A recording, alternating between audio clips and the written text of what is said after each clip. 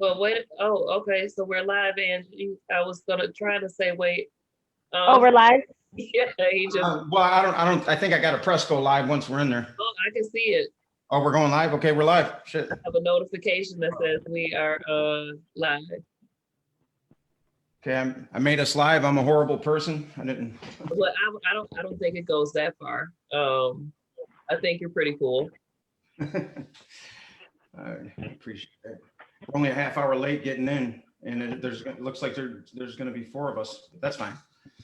That's fine. It was going to be a little crowded. This is a human condition. Vince Orlando. You guys want to introduce yourselves? Go around and Monk. My name is Monk Coleman.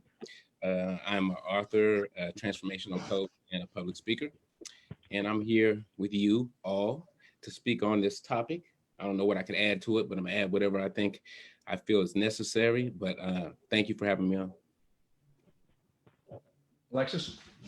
I am Alexis Douglas, and I am also a personal transformation coach and an anti-racism educator. You can find out about my stuff on my website, which is askalexis111.com. And that's what I'm doing. I'm already motivated. Angie? Hi, I'm Angie Blanchard. I'm an occupational therapist as my career. I'm also a yoga instructor and part of our Act Now community, which is pro-equality, anti-racism activism. Thanks for having me on, Vince. Thanks for coming on. So the topic, obviously, this is a charged subject, right? This election, it was a cluster that we haven't seen in our lifetime. 2000 wasn't even close to this, and it's still going on. There's still temper tantrums being thrown. But I saw something on your page, Monk, and you were saying that. Well, I'll let you say, because we talked about it going in, what you were stating on your page, and it got me thinking, what are you really voting for? Right. So post caused a lot of dust to be kicked up, right? It struck a lot of nerves with some people.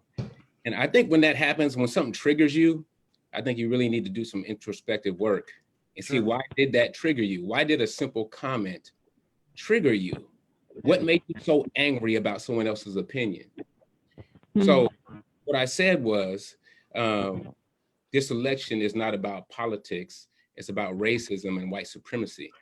And when I said that, there's a lot of people was like, I agree with that, but there were some people that, and of course the people that really strongly disagreed with it, they all looked a certain way. They all had a certain, if I would go to their page and look at their page, everything was the same, right? It was, that's not true. Racism doesn't exist, and so on and so on and so on. And from seeing that, for not even acknowledging that this even exists in America, this is the problem. Yeah. Yep. All these other countries that had the same type of issues going on, they all have acknowledged the wrongs that happened in that country, whether they were directly participants or it was their ancestors. That's what we got to come to now. So with this president pushing this agenda and all his cronies pushing this, there is no systemic racism. It doesn't exist, right? Everybody has equal shakes in this thing. Police aren't brutalizing certain groups more than other groups.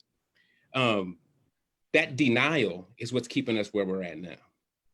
And with this political thing going on, I'm not a Joe Biden fan. I'm not a Joe Biden fan. I don't think most are. Right, at all. But I know that another 4 years of pushing this hate and division and white supremacy, giving people the green light to go do whatever they want to minorities. When I seen the whole Joe Biden truck thing and the truck fulls of people with guns running this truck out of town, I'm like, this is the 50s. This is the stuff I used to see on the old black and white TV clips of people, white people hanging black people, beating black people, hosing black people, running them out of town. The young kids going to school getting spit on when they started tried to end segregation, getting punched.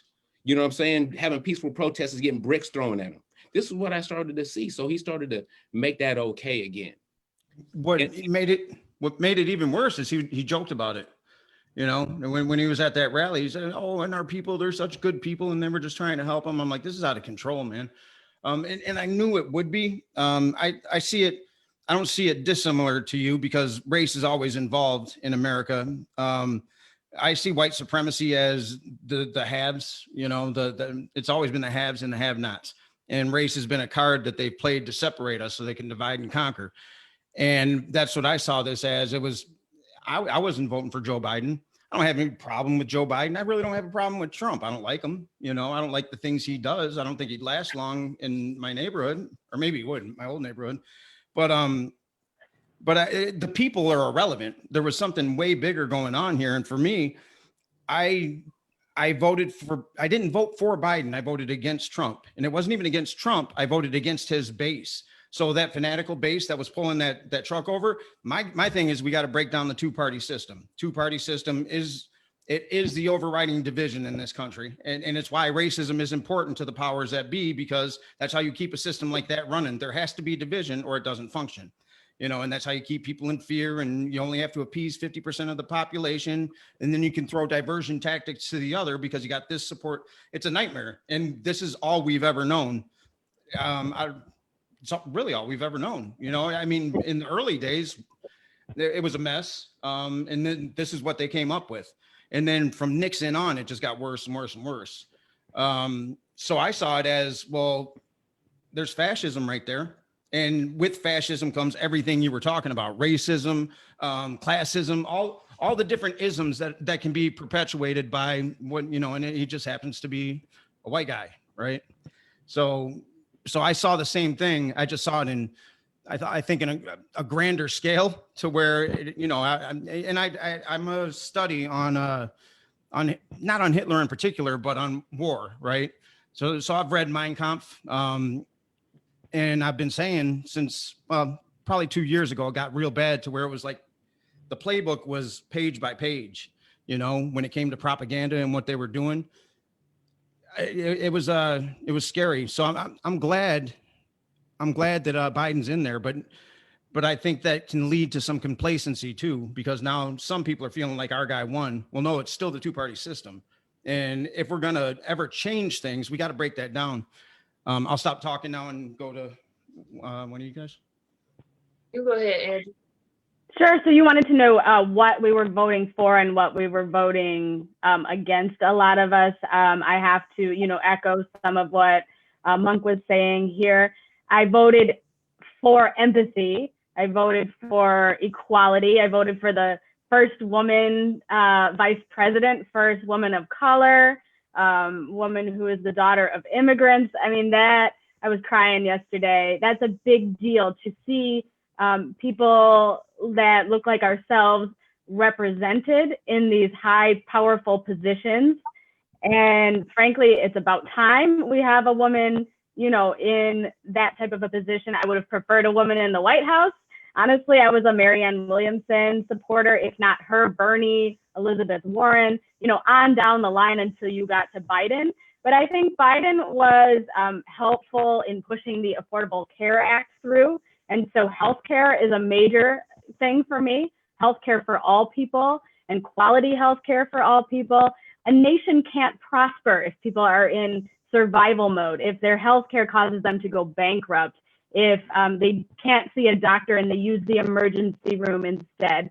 And frankly, if they can't take a proactive approach to their health due to lack of resources. And so that was a big thing for me. And I think that Biden will be helpful in really the Republican Party just butchered the Affordable Care Act or Obamacare. But the important part is once you get something through to people, now you've got to take it away. So now you're taking away health care if you want to go and repeal that. But what I think we can do is go in and fix some of the problems that frankly were caused a lot by the Senate not cooperating with President Obama.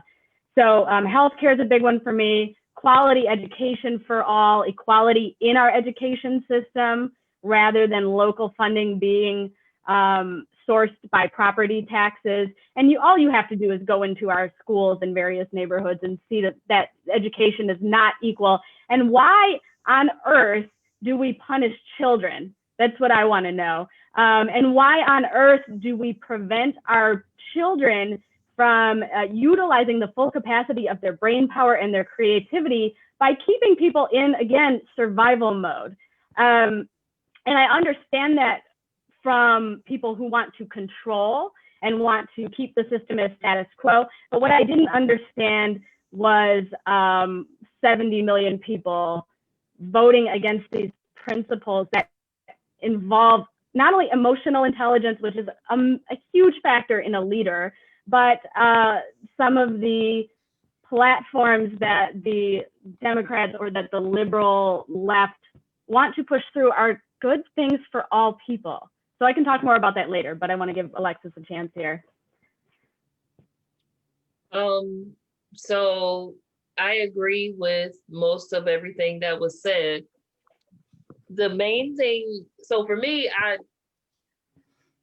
I operate out of what I feel like is my own personal life mission. And so when I come from that place, I'm voting for what would make that easier to achieve.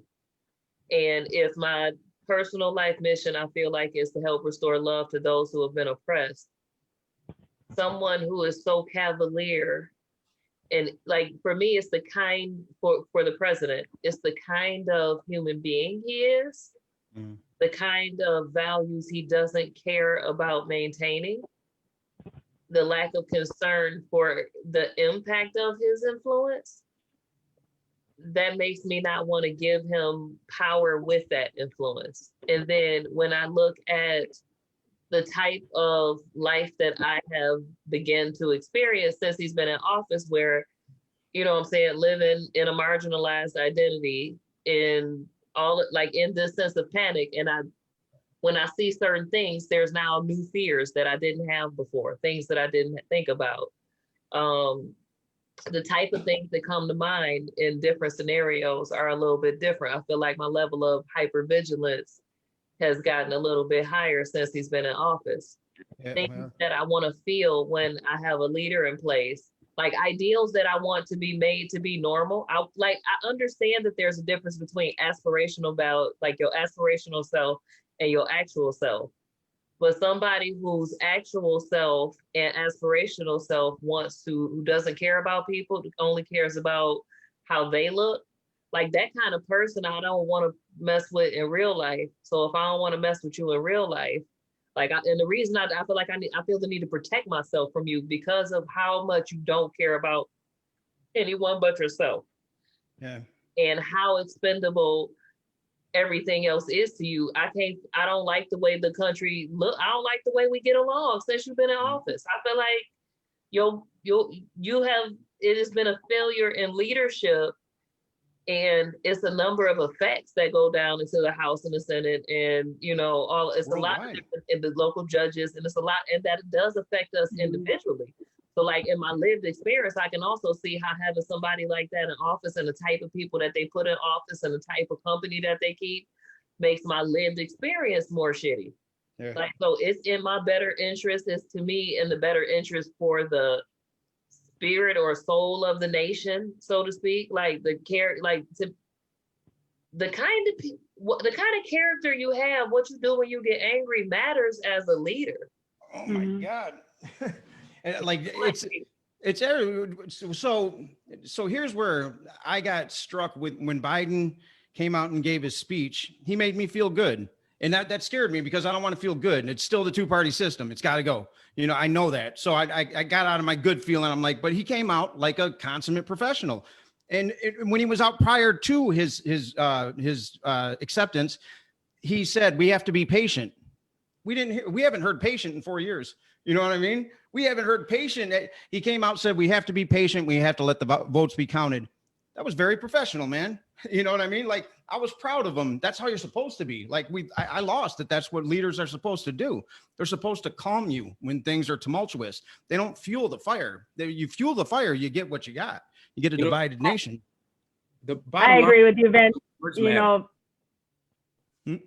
The bottom line is words matter. We know this. yes, I do. And everybody knows Donald Trump didn't have a shot in hell if he didn't play the fear, if he didn't go the fear way, Fuel the base. right? All he can get there is by tapping into people's fears. Mhm. So what he do? He didn't tap into people's fears. I think he tapped into people's resentments. Well, he made people scared. Look, black people are going to move into the suburbs and take down your neighborhoods. Mexicans are going to come from the border. They're going to come in here. They're going to rape you. They're going to do all these different things. They're going to take away your guns.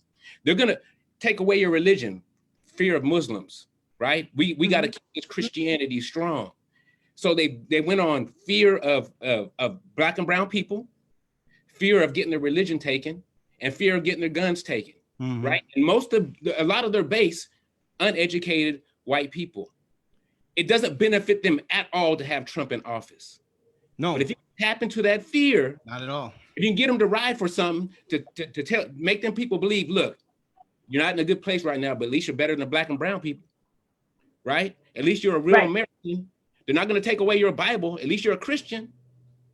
And at least you can carry. That's exactly what yes, that's exactly what his MO was. And you could even feel it in the ads. You know, I'm a big energy person. So feeling the vibration of those ads that were targeting people of color, but geared towards people who look like me, who, you know, live north of the city and they're coming into your neighborhood. It was so obvious they were employing that so-called Southern strategy. And yeah, if you can give Biden's someone America, black fires and Black Lives Matter and right. And frankly, those of us who know and love people that don't look like us know that that's absolute BS. I choose to live where I live because it's diverse. I choose to live next to people that don't look like me on purpose because it makes me richer. I get different viewpoints, different perspectives. There is no part of me that wants to live in a place with only people that look like me. And frankly, I would be scared to live in a neighborhood with a lot of Trump signs. You know, that doesn't feel welcoming to me as a woman. Well, that's not, you know, that's not the average person. You know, if we're dealing with systemic racism, and that trauma still permeates because it hasn't been admitted, hasn't been dealt with properly. The bulk of people who haven't come to this realization yet, well, they want their neighborhoods they want everyone to look like them. To be homogenous. You know, right. so it's not a common thing. I feel safer in more diverse neighborhoods So than in homogenous neighborhoods. And it is like I was just sitting here thinking about why that is. It's a new realization. And the reason is because I think it puts me in a state where I am evaluating people by their character, right? Like, as opposed to just categorizing all groups. Like, so how I behave in a homogenous neighborhood, if I don't know the people in the neighborhood, then I'm just afraid of all the men. And if they are looking too unfriendly in their body demeanor, I'm afraid of the women. Well, maybe not afraid, but you know, I prepare myself. I can relate to that because growing up in Detroit, I had to learn body language, right? Like that's what I was looking, you know, because there were white people that would rob me just as quick as somebody else, and there were white people that would protect me, and black, you know what I mean? So it was really just I was a minority down there. There was no racism, but I was definitely, I stuck out. And through that experience, I learned to watch people's body language. I didn't really pay, you know, the way somebody dresses, I pay attention to that, you know? And another thing about diverse neighborhoods, really register. You can maybe make more of an assumption. Of course, this is painting broad brushstrokes, but people that are living in a diverse neighborhood are accustomed to living amongst each other. And so you're accustomed to seeing people with different practices or who look differently. And frankly, I just enjoy that, you know, something like a Ferndale, Michigan, which was early on very pro LGBTQ individuals felt safe moving there, that made me safe going there, you know? Yeah, that is very true. If I see a bunch of different people all comfortable with each other, that's a layer of armor that I feel like I walk around with that I can set down. Like, oh, everybody here is used to knowing how to get along. Mm-hmm. Monk, you grew up rough, right? Well, yeah. Poverty. We were, I guess, we as broke as it comes. What about Alexis, Angie? Poverty? Poverty was a part of my story for sure for a lot of years, but like I have both. Yeah.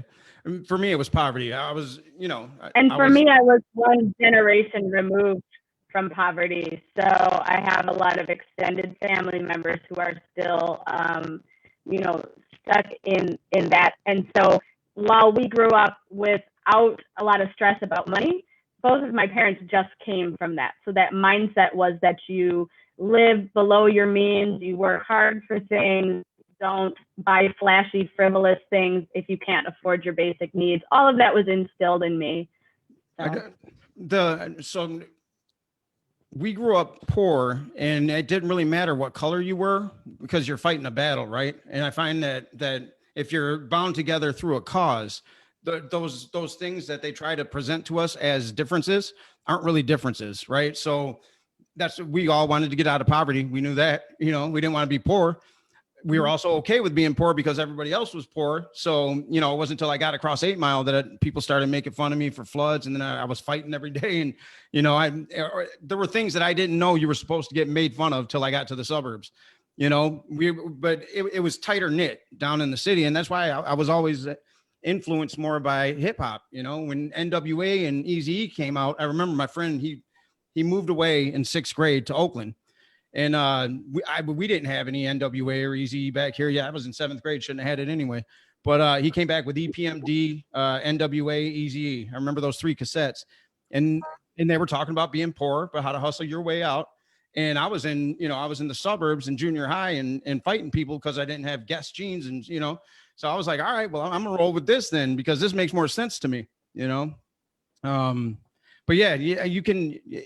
Oh, you're dating yourself with those Guess jeans. What's that? I said you're dating yourself with those Guess jeans. Oh yeah, I'm dating myself anyway. I'm old. So back to the politics of this. So me personally, I voted for Biden because I thought he would be the easier path to because we really got to make a change. As far as I'm concerned, we got to make a change. We got to get out there and we got to break down the two-party system. Two-party system, it's fascism disguised by the illusion of choice, right? You feel like you got a choice and, I'm going to go vote, but it has to be this or else I'm voting for evil or, something to that effect. And that's how it's always been. It's never not been that way as long as I've been alive. And if you think about how this side has to stand on these ideas, this side has to stand on these ideas. And so how could they not be at loggerheads, right? Because each is they both believe they're virtuous in those ideas. It's designed to keep us at odds with each other, to divide and conquer. So I'm thinking if Biden gets it, even if they don't believe in diplomacy, the Democrats, they at least fake it. You know what I mean? So if you show up there on Inauguration Day and you've got 10,000, 20,000 people with you in a virtual national walkout set up on a screen, and you say, before you take that mic, you're going to listen to who you work for. And on day one, we want corporate finance pulled out of politics. That's day one. You write that executive order because you can, period. And I think they'd be more apt to hear that. My fear, if Trump would have got in, is not him, but it was his fanatic base. So you go try to make that show of unity, power, peacefully, hopefully. You're going to have somebody who still believes that two-party system works because their guy got it, right? So that was, I still feel like this is the easiest path. And I'll be honest, I've had more moderate Trump supporters sign up. I think they're doing the inauguration virtually. which is that, what are we going to hack it now? Kind of sucks. But anyway, I've had more people get involved. Like, okay, so what do we do now? You know, moderate Trump supporters, not fanatic Trump supporters, but moderate Trump supporters ready to take action against the two-party system. I hope Democrats don't get complacent, you know, because it's a problem. It's always going to be a problem. That's a good thing, Vince. And I do think that a lot of us, if we do a little soul searching, we realize that we were a bit asleep at the wheel for all these years. And I think that applies to all of us, certainly not every single person, but the lack of voter turnout in past elections tells you people are perhaps apathetic or turned off by that two-party system, like you said. Don't want to vote for the lesser of two evils. Frankly, in my adult lifetime, voting lifetime, President Obama was the only candidate when it came down to the general election where I felt energized and very much behind him. And otherwise, it came down to I just don't want to vote for, I definitely don't want to vote for the other side because my values, my ideals don't line up with theirs. And so that leaves you little choice other than a third party, which just hasn't taken off in this country and probably has been prevented from taking off. And a lot of people would make a case for voting third party. I always looked at it like you're throwing your vote away. So that's why I haven't gone that route. But I do think, you know, this time around, we do need to ride the Democratic Party and be vigilant and pay attention and, you know, hold their feet to the fire because we are long overdue for many of those things. I see him as the center, a centrist, you know, and there's a far left wing or a more liberal wing of that party. And they don't really have the same ideas. You could even break the Republican Party into at least two parties. The Democratic Party's got a lot of Party, inter-party fighting right now, vying for power. And that was the other thing I thought might be easy to, if you're going to go in there and make these demands and they've never been met before, well, let's attack when they're fighting each other. Everyone's vying for power. You know, I think that it is. Damn it, I forgot. I'll be back. I was holding on to it so long. I was excited to get my turn and it is gone. Oh, damn. We're gonna have to speed it up next time. I mean, what would it look like with no parties? Then you'd really have to just vote on someone's character. No, so I mean, there can be, so Canada, for example, they have five parties right now, and that's all based on vote. And so anybody can rise to power in that situation. So everybody, and I'm not saying in Canada they are, but in America, we're ideas, right? Here we feel like our ideas coming to fruition are insurmountable through this system. We don't have billions of dollars backing us. How can we? And it takes a certain individual to want to traverse those lines. So if you have multiple parties where each has equal airtime, there's a cap on the there's a cap on the campaign spend, and you can't take any money from any corporation. No corporation can set up a nonprofit. There's no super PACs. It's a huge problem. You're not in it for money. It's equal, and you're here to govern people. That's what you're doing for the job. You know, to the victor goes the spoil. Sure, grab that while you're there. You know, but when you're campaigning, no, and everybody's going to be heard equally. Equal airtime, free from the stations.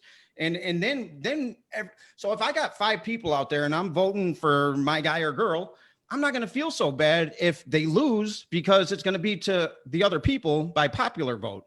No corporation has bought that, right? Every election, something's been stolen from us. I don't care what side you're on, something has been stolen from us. And then they never come through on promises. Why? Because they can't. There's these system of checks and balances, and the country's so divided. That's why it's designed to be that way. Like, it's designed to be at loggerheads so that it can continue to function that way, because that's where the fear is. That's where consumerism is. That's where you keep people sheeple. That's how you do it. It's masterful. Yeah. So I remember the things I was going to say. First, I think that a problem that exists is that people don't connect the government and the responsibility and their own responsibility to contributing to the government. Like, people don't connect what the government is and how that plays out in their individual lives. then I think the way our society is set up, the way our laws are set up, it is to correct the problems that we see as opposed to create the types of societies we want to live in. And so it's like this constant fixing as opposed to creating and envisioning what kind of country, like it's like living for what we want to have, not against the problems that we see. But the thing that I do enjoy about what this election exposed, especially with the way the votes were tallied, was the power of the Black vote. Because when I was helping my friend, when I was working on a campaign in 2018, when I would talk, it was a primarily Black district. When I would talk to a lot of the people, they would say, well, none of that affects me. And then I could tell them on the individual level how it would affect them. But because of the Electoral College and how wide margins usually are between the voters, it's hard to get them to actually believe it. But with these, there was an experience of watching in real time counties split because of the Black vote. Because of sometimes there's this feeling like because we're told we're minorities, we don't have the numbers, we only represent a much smaller percentage of, like all of this constant minimizing, it can feel like you don't have enough power behind your vote for it to matter. But the way things flipped out, it did matter. And it came down to like a lot of what like easily connected between me and that number. You know what I'm saying? If I didn't vote and my friends didn't vote, I could see how that easily turned into 1,500 votes. You know? Right. So you're right. And the real divide too was among white people, was where the divide was happening. And as a white woman who voted Democrat, I say thank you to people of color for coming through and not saying, you know what, neither of these candidates represents me, I'm staying home. We need to thank everyone who helped pull that off, because without that vote, it would not have happened. No, it wouldn't. If the record numbers hadn't come out, it's a different scenario right now. I saw this article, and historically, like, it is white people who make that type of decision, like they swing the vote. Even though our vote has power and had power in this election, but it is the split of white, like more conservative white people want to hold on to these oppressive laws, and that is who's this not divided, but for the values that I stand for, like that's who wants to continue to oppress society. And I'm willing to, I committed my life to an inclusive society. That's the key word, is, I mean, for me, equanimity. I don't believe in tolerance. Like, who am I to have to tolerate somebody? That's so negative, in my opinion. Like, it's not about tolerance. It's about equanimity, and everything that doesn't serve equanimity doesn't belong. And the two-party system does not serve equanimity. It's not a party for the people. The Electoral College is garbage. That's going to take some work. You can't write that out. That's going to take an amendment. But there's something in place in 16 states. I don't know if you guys knew that 16 states have this right now, to where I can't remember what it's called because it's a long name, but it's this act where you can sign up and your votes for the Electoral College can go to the candidate with the most popular votes. I didn't know that. I didn't know until I started. Because I'm like, all right, well, as soon as he was announced as the president-elect, I started planning. I'm like, okay, well, now I need to know what I'm talking about if we're out there demanding policy or whatever. And so in the interim, all the states could adopt this, and it would kill the Electoral College for elections, because it will take an amendment to ratify, or you'll have to ratify to get rid of the Electoral College. Anywho, yeah, I gotta wonder too, and I don't think I know enough about the Electoral College to comment on whether it should be tweaked or abolished or changed.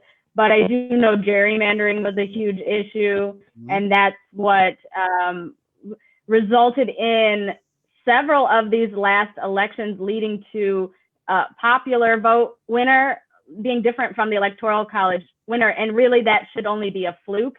And it's happened twice in this century. So leans heavy Republican, like 4%, which is a lot. And you know, electoral college, like at 4% leaning that way almost every time. yeah, how do millions of more people vote for you, like in the case of Clinton and Trump, and that not be the winner, or even Bush and Gore back in 2000? So that doesn't make sense to me. That doesn't sound like something that is working the way it is. But like I said, I'm not sure if it's more to do with gerrymandering or the electoral college itself. So it was never the Both history of of them. it. And Go ahead, Monk. both of them. It has to do with both of them. The electoral college originally was assigned because people were getting because of enslavement. So the more that it padded the population, just like in prison towns now, the population gets padded with those votes, and you get it weights the votes differently. So if I'm vying for power rather than constituent, then the electoral college works in my favor. The same way with gerrymandering, the way the districts are done. If it gives more power to districts that look all like, you know what I'm saying? It makes it so it's not diverse. You know what's crazy is we can sit here and talk about this, and we know how stupid a lot of this is, and we don't do anything. Like there's way more of us than there are of them. And I'm talking about me too. I've been alive for a long time, 45 years. I've been on this planet, and in government, I've been one of those people. They don't represent me, so to hell with them. I would go vote, you know, try to do my thing just because I felt like it was responsible to do, and people have died for it. So I felt like I was disrespecting the act of doing it, but I never felt right about it, except for Obama. Obama, you know, he got me excited. He got us charged, and then he fell into crap politics and couldn't get anything done for the most part. So that I guess the gist of this is nobody will ever get anything done ever. Like if we continue the two-party system, we'll continue to get nothing done. The rich will get richer, which is what happened. You see the middle class is just dissipating. You know, it's sad, but they come out here and they talk these policies. The other thing the electoral college does is it puts the emphasis on these battleground states, right? So those are the only issues they're talking about. There's a lot more issues than what they're speaking on right now, but they have to play to those battleground states. So those become the issues of the country, and everybody else is alienated. So then what do you vote on then? Well, you know, if you were voting Trump, I'm pissed off because these immigrants took my jobs. You know what I mean? Like now it becomes this stupid little emotional limbic thing that you attach to, and that becomes your vote.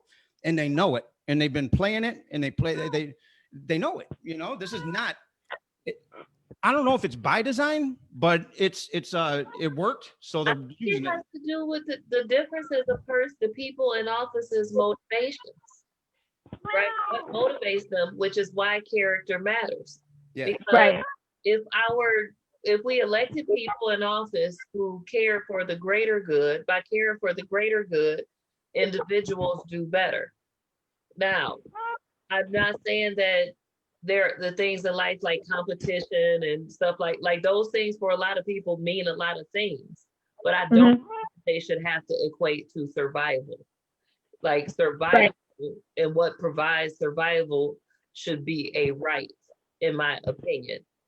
Now, I do think there should also be provision for people wanting to have more and luxury and things like that too. And if we voted for people whose character and their values weren't for power, we would be in this system where everybody's vying for power. And even people who go in not vying for power, you know what I'm saying, get sucked in and chewed up by the machine. Yeah. Right. We talked about Obama and Obama being inspirational, but generally when you look over his life, it's because his values are in alignment with the job he did. Absolutely. Right. Absolutely. He's been doing it in line with the thing he did as president. Like that's what he was a community organizer when he could have worked at a prestigious law firm instead. He picked service over his own personal gain of power. Absolutely. And if we as a society value that role instead of doing things that, you know, lesser emotional intelligence has us do like, say they're weak or being like that, you know, makes you meek, or everybody got a role to play in society. Right and wrong ain't nothing but opinions of what is. What do we want to create? And then what aids and things being like, what we don't even educate to think in a way that is for our own survival. We think we're educated in a way that to provide for our own ability to be individuals, as if we really like we can't exist without each other. Right. Be So difficult. And like- But that individualism has always been pushed in our country. You know, bootstrappers, and people end up thinking they've done more individually than they have. They fail to look at the support systems they've had, white privilege or privilege, the environments they grew up in, the way that it's easier to walk through the world as some people and not others. And really, I remember President Obama saying, and I'm paraphrasing her, but something along the lines of, you know, if you've achieved something in life, you did not do it by yourself. You did it with your support system. And it's true. And that's why, you know, because compassion is the fifth force of the universe, right? It really is. You know, it's that thing that we know is there, but we can't really identify. Science has kind of seen the back wave or the background radiation of this, that don't know what it is, getting into quantum physics, but it really is, you know, because it doesn't matter how bad our lives were as children, you know, whoever, even, I mean, some of the kids in my neighborhood, it was just hopeless, you know, it was, we walked by blight and you know, we had all that, but then in the home, it was hopeless too. In my home, my mom, it was hopeless with my dad. My mom would say, you can do anything you want to do. She'd have to pull me aside and say that. She couldn't say it in front of him, but I was getting that other side. And then she'd take me across the street into Grosse Pointe and show me those houses. And I'd be like, oh, something's different. But there were some other kids in the neighborhood. They didn't see those other things. It was just hopeless. And when that type of hopelessness is bred, what do you do with it? You know, and then you have a guy like Trump that, and I don't want to bash him too much, whatever, but when somebody comes in and feeds on that hopelessness that still exists, the trauma you know, that's all it is. So there's all these traumas that exist within us as individuals. And as a skilled statesman, you should know to stay away from those things. And you need to pacify those things because you need people to coexist, right? Like you said, we got to coexist. We got to be. And if you come out without compassion for the fact that people are suffering, what do? Well, there's going to be I don't want to say alpha, but the aggressors, the people that feel self-entitled, they're going to take that and run with it. You know what I mean? And then there's going to be a group of people that feel marginalized. And then eventually that marginalized group says, we're not going to be marginalized anymore. That's done. And then what do you got? But the person sitting up top doesn't care because it keeps them in power. Vince, I think until everybody's living their own story. Right. Everybody has their own personal bubble, their own personal story, their own personal victimization, whatever it might be. Until there is a change in consciousness, there will never be real change. Nope. Everybody is separate until a change in consciousness. Everybody has their own story. Look, white males, the highest demographic of people commit suicide, right? Mm-hmm. But they have the most privilege. Go figure. Everybody's living their own stories. And if that story bumps up against someone else's story, now we got conflict, right? So all Trump did was make the stories even larger. Like he made the differences even bigger. Like, here's your story and here's your story, and these stories don't go together. And we realized that we all come from the same source, which we do. Yeah. And it's very simple to understand this, because if we were all raised in the exact same community, it didn't matter. It wouldn't matter what color, what gender, none of that would matter. No, it's simple. It's so simple that in the Middle East, there's more Muslims. Why is that? Is this because Allah live over there? No, it's not because Allah live over there. That's the story over there. The story of the United States is here. And as Black people, we have a story. Even though our parents loved us or whatever, they gave us a story of, they had limits to it. Stay in your lane. Get the job that's going to put food on the table. Don't live your dreams. Stay where you're at. Don't go over there. You know what I'm saying? Don't go in the water. Don't go near this. Don't go near that. It's all a story. right? So until we realize that the story is not us, until we all realize the story is not us, we're going to have these issues forever. Right. People will fight and die over something that's not even them. Yeah, and that's a You valid said point because Well, I have a question. What things contributed to, if raising the consciousness has a huge impact here, what kinds of things contributed to you as individuals raising your consciousness? Either things that happened to you or things you chose. I'm curious. people For grow up me, by choice. for me, I was ended up being I had a father that was drug addict, alcoholic, violent, that died when I was 4, and then my mom was uneducated, and she had 7 kids. There was no father around at all, right? So I'm growing up, and then we were also raised in church. So you got the fear-based church thing going on. Then you got this whole other brokenness thing going on, the fatherless thing going on, whatnot. So I'm growing up thinking I don't want to be none of this, right? I got indoctrinated to the church, and it was fear-based, so I was walking on eggshells. Now, I made the change because I was scared, not because I had a change of heart. Because when I was a little kid, I was already stealing. I pulled a knife on my brother, like 5 years old. I was already a bad kid until I realized the punishment of hell if I didn't straighten up.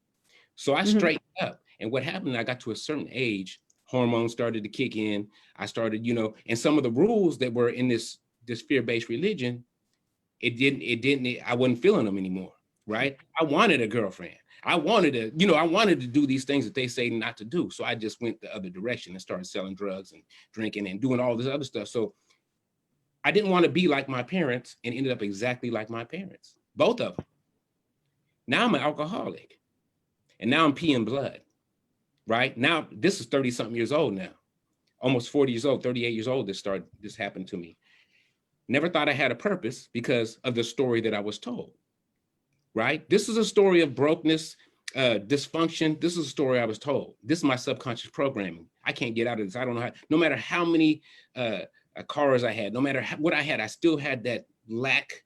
I still had that I'm this poor, broke kid. I still had that I can only go so far. So what happened is when this physical thing happened, it put me in a position where I need to figure out what's going on. I can't drink anymore. So I had to pump my brakes, and I had to force a stop. And then that's what sent me to the route of meditation. And I sat down every day for years and years and years and years. And this started to get rid of that old story and create a new story. And also kept me sober at the same time. It also elevated my consciousness at the same time, even changing my name and my diet, right? So just sitting and allowing the old story to come up and healing from that old story and allowing it to go so I can create something new and different. And understand that I didn't have limits. And I understand that other people, even people that hated me, that wasn't them, that was their story.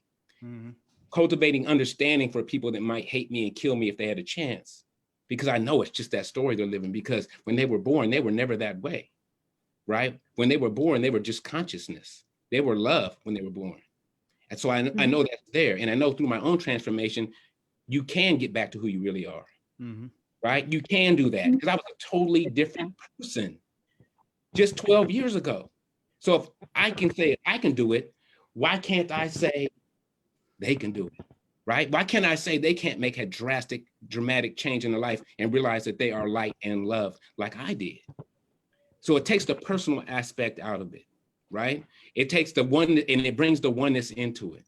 And that's why I can still have love and compassion for everyone and not agree with their story, right? I could hate the sin, but love the sinner. You know what I'm saying? So that's where I'm at now. And I understand that even Trump, think about his story. Definitely Trump. Think about his story. You can do no wrong, walk on people, use people. It's all about this. You're better than everybody else. Why do you think he's doing these things? He was indoctrinated from day one. He was a millionaire at 5 years old. Well, and his whole life was predicated on what you can accumulate. His dad wasn't there, and so he, that's where the narcissism comes from. He's constantly trying to get people to love him. Like that's right. It's admire him. Absolutely. Absolutely. So there is honestly, a tragic story there. You can't run our country, but it's a sad, tragic story. It is a tragic story. I feel for the child in him, but the adult in him has done things that have been very detrimental to the country. But But really, when we're talking about that narcissism, I'm glad you brought that up, Vince. That's what was so devastating to me in 2016 when he won. People think you're sad because your guy lost, or your candidate, your woman, and that lost. No, we elected someone with strong narcissistic and sociopathic traits, and the hallmark of that is lack of empathy, no remorse, creating chaos, lying. We saw all of that play out before our eyes. I happen to know a lot about the subject, so it was devastating to see that. Absolutely, yes. And then, to hear people, I heard someone on the radio talking about, well, I think we need a narcissistic person in the office. You need a real, leader that people are afraid of. And I wanted to call in and say, leadership does not invoking fear in people, number one. That's force, that's not power. And then, so go to yesterday, and the elation I felt had nothing, again, to do with my guy winning. It was relief. It was like, now we can grieve, we can heal, because we're going to find some things that happened in the last 4 years that we go, oh God, you're right. We haven't even had a dog in the White House. That might sound silly, but that's been the norm for so long, to see a person who can, have an animal. And narcissists have no use for animals. They don't do anything for them, So some of these norms that we're going to go, oh yeah, I can't believe we were putting up with that. Having a press conference where it's not just lie after spin. And the worst lies are the ones that contain a little half truth with some spin mixed in with us. And really, I'm really looking forward to a more sense of normalcy, but keeping in mind we have a lot of work to do. Yeah, but at least we have empathy in our leadership now. Trump was just not polished. He just brought out what they all do anyway, but they'll smile in your face when they're doing it. He's an extreme version, right? But nothing's being done for our best interest behind our backs. Hardly nothing. I think they know going in that. I think they know that they'll never get those policies pushed through. I think we're the only ones who kind of believe them and hope for the best, but they know what they're going to sit there and they're going to filibuster and they're going to take a vacation because they can't get to this. And then they're, and they're all going to be fine. And they have lifelong medical and you know what I mean? They know what's up. There's a huge difference with Trump though. There's a huge difference with Trump. No other president has thrown gasoline on the fire of this racism. No one has ever done that. No. He retweeted someone saying white power. Yeah, I mean, come on. It wasn't even a dog whistle anymore. No one has ever, no president has ever done it. Huh? Other presidents have done that historically. When? Who? I mean, we had not my lifetime. Enslavement, no, not in our lifetime, but we had enslavement as a practice in the country. Yeah, well, whole ass Civil War. Let me rephrase that. I'm talking about in my lifetime, in the current history that I've seen. I've never seen this. Of course, we can keep going back all the way to slavery. We can do that. But I'm just saying, you look at all the presidents we had in the past, even if they were whatever they weren't coming out and just wanting this thing to happen. Like he wanted it to happen. He wanted people to hate each other. But I think that he is a reflection of our individual collective consciousness. Our individual collective consciousness, but also our lack of commitment to our own social responsibilities. Yep. I admit myself that I didn't get activated to what my contribution to society was until I got awakened spiritually. Like I wasn't caring about that. I was too busy thinking about my own personal survival. What elevated my consciousness was being able to have the time to meditate while my survival was taken care of, right? Like I had to have both of those conditions and enough. So I had to have enough food, a stable house, and time on my hands to be able to sit down and reflect instead of just go all the time, or work, rest. And even people who got a ton of money get stuck in that cycle of work, rest. We're just to the fact that we as individuals have a responsibility to society. It's our responsibility to know what the fuck the government does. Yeah. It's our responsibility to know how it works, because it does affect us but we got people who are in office happen to notice we didn't pay attention. We We got not committed complacent. to that process. And then people who are willing to be manipulative and vie for power and influence and make more money and live according to their values got in the office. And we live in a society that's reflective to their values through our lack of commitment to the type of society we want to have, instead of just the fears that we let politicians stoke. I'm not gonna just blame it. We not gonna, to me, if we sit here and blame it all on politicians, like we don't Oh, it's elect our them. fault. No, It's our no, no. fault. It's not. Right. It's not blame. I'm not saying I'm blaming him. I'm not blaming him, but it's his responsibility as a leader not to fuel that fire. That's all. That's Right. all I'm saying. I'm not blaming him at all. Now, I It- do agree that it is his responsibility. I agree with that 100%. If you a leader, that's a part of your role is keeping peace. That's the That's least it. That's of your all I'm And role. ours Like, to reject that. It's ours to reject that soundly as a people, to say we will not come in here and throw gasoline. In fact, we're here to heal these. And I think that's what Alexis is talking about, taking responsibility for the way the country we want to live in. Instead of just saying what's wrong with the country that we live in.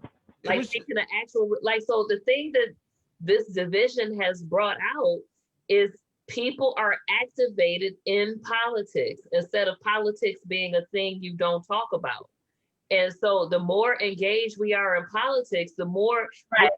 what we found out that it takes to make change for any of the changes that we want. We sit here talking about an amendment and getting rid of two-party system and all of these major things. It takes being committed to advocating for your cause and doing what it takes to get it. And while I don't respect the people's values who have done it, I have some respect for them power grabbing people because of their commitment to what works. Yeah. We be committed to standing on our principles instead of doing what it takes to get activated and out there.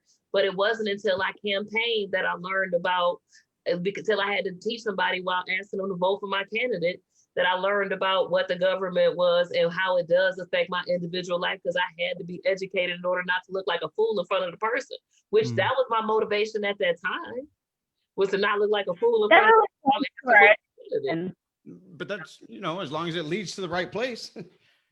that points to our education system and some of the lack and some of the things we never learn about. We've talked about that in some of our weekly groups, Vince, like where I said, I thought I knew some things. I had never heard of Black Wall Street terrorist attack, things like that, where it's like our history books are not complete.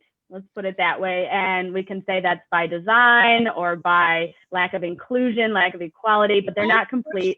Curriculums. And we elect school board choose curriculums, and we elect school board members. We elect council members.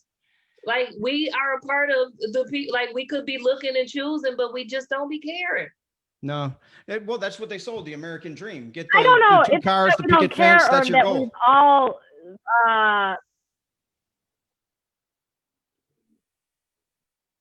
You froze, Angie. go ahead. Sorry. Angie's always freezing. Froze. Am I unfrozen now? Oh, okay. Now you are. So you were saying you Back. don't know. Okay.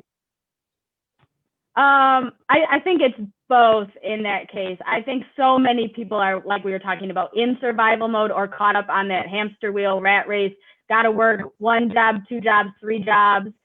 Even one job is not really 40 hours a week oftentimes anymore. At 60 hours, you have your kids, you have your health, et cetera, et cetera. It becomes difficult to be politically engaged, but it's still necessary. And this showed us, I really think this gave us, a lot of us, a crash course in our political system. It's kind of like when the Olympics are on TV and we all become expert figure skating judges, or, whatever the sport is. But so now all of a sudden you have people talking about, well, that's against the Hatch Act and this is the Electoral College, and things that, just were not talked about before. At least we had to pay attention because it got so traumatic. Is that just her? Me froze? No, That's going to stick with us. Well, that was the value of Trump, right? Things happen for us, not to us. So, he came around and Right. he brought to the surface things that other politicians thought, but they knew better than to say. They masked those things, those sentiments, and he brought it all to the surface, and everybody, the quiet people that weren't voting because the system sucks and it's not for me, and now we're like, oh, well, we better motivate, because this is honestly, look up on Wikipedia, look up propaganda, and I don't know, about a few paragraphs down, you'll see a section on Mein Kampf. And now Hitler didn't invent propaganda, but he perfected it. And look at it. And I always tell people this, and they don't want to, if they're a vehement Trump supporter, passionate, they won't even go read it. But if you go read it, exactly what was going to play to the lowest common denominator, it's pitch perfect, exactly what was going on. That's what was scary, because the last time we saw that was 1930s Germany. Like, I didn't see it, but in history, and I don't know about other smaller countries, but what we consider a big civilized nation, that's the last time that happened. And I was just with my kids at Auschwitz last year, and I looked my daughter in the eyes, and we're standing at the wall of death, and she asked, "You think this could ever happen again?"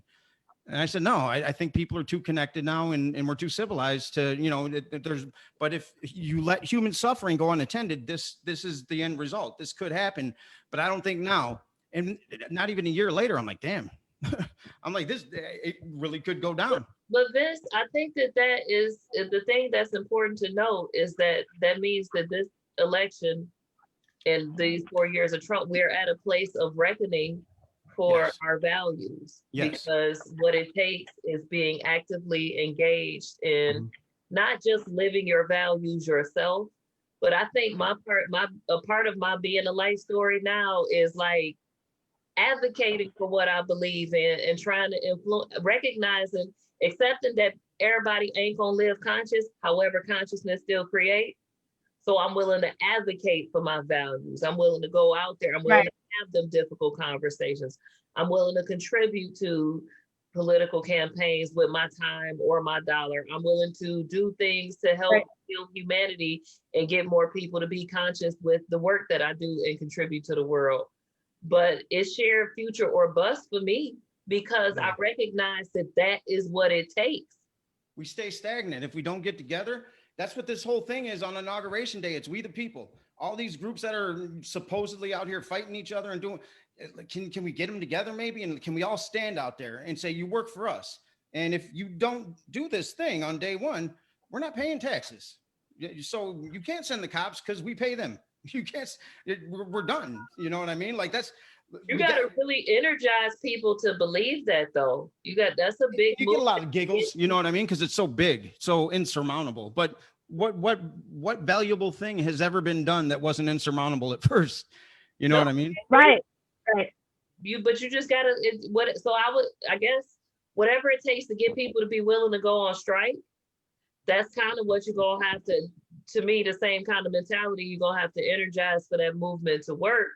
Because you're asking people to commit to something bigger than themselves with their livelihood, and people not being willing to do that is what keeps all of these systems of power and privilege in place. Well, there's a play, and I'm not going to say it on here, but we'll talk in closed meetings, but there's a play that we can do that, that hopefully that works, and they can see the show of force, peaceful force, not fighting. And any of it helps to put it into the collective consciousness, because, the first time around we'll say Bernie Sanders, a lot of people were like, who is Bernie Sanders?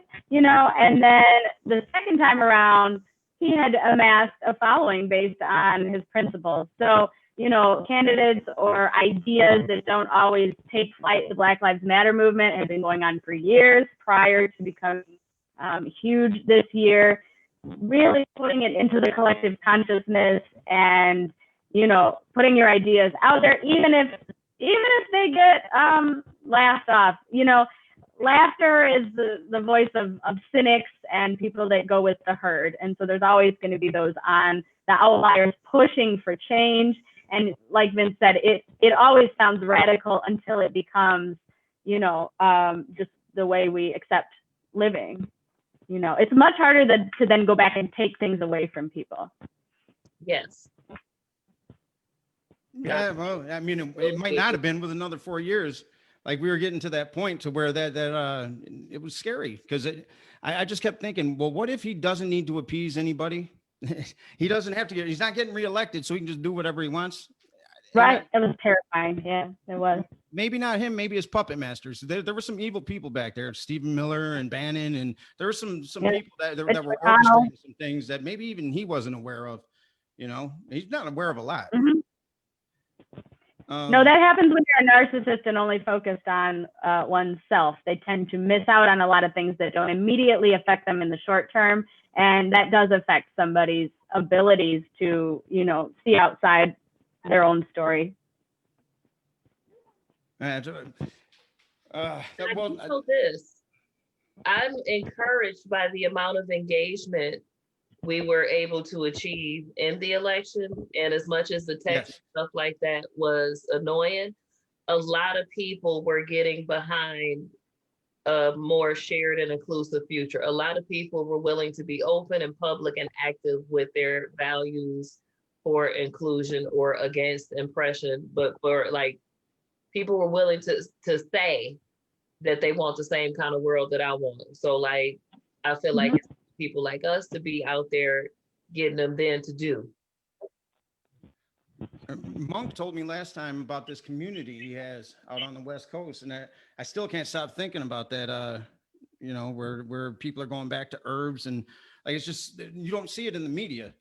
Can you talk about that, Monk? We got a lot of people on here. You're on mute, Monk.